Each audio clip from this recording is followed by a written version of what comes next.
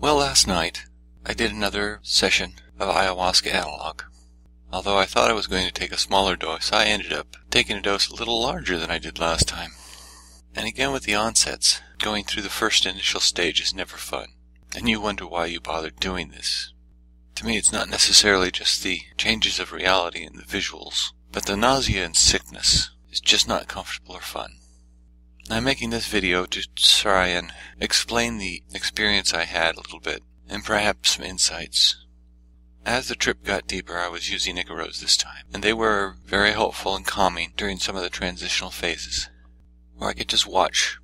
But maybe the reasons for taking these entheogens is to know who's watching, the change of consciousness, to examine what I'm perceiving, but more to ask, who is the I that is perceiving? This always leads me into a deeper place that really cannot be described. And as I go into that, there is a fear of sorts, not necessarily of something frightening there, or even the losing of the self that Dale is, but it's just so large. It just can't fit into the mind of this ego. And of course, when I go through these things, I do a lot of thinking, a lot of questioning. What am I perceiving? Whoever that I am is. Is it all thought? How much control do I have? Is the universe made up with a controlling force that's out there? And then I bring it back again to who's examining these thoughts. The who am I? Even to the point, as my mind drifts into various places, seeing and experiencing various things, questioning my sanity, I can bring it back to that who's experiencing. Even if my mind is insane, looking at hallucinations that can't be, I am experiencing. And who is that I? I still have many questions about the nature of this reality, and I'm using these to look for answers. Though I may not get the ones I want, I know I'll get the ones that are true. Because when you take away everything else, you have to come down to that truth of who I am that is experiencing. Now the trip was very deep and lasted quite a long time, but I am left with the question of doing it again. And frankly, right now it's probably not going to be any time soon, so I'm not sure I need to, for any reason.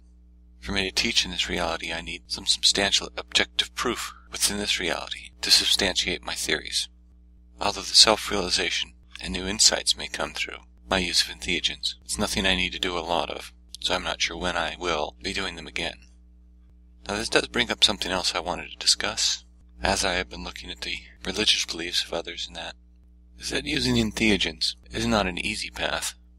If I sound a bit tired this morning, it's because entheogens are an ordeal to go through. Nor is it something I necessarily suggest for everyone.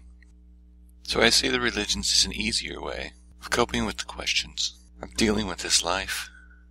It'd be so much easier just to open a book, say this is the truth and the answer, and just follow it and I'm done.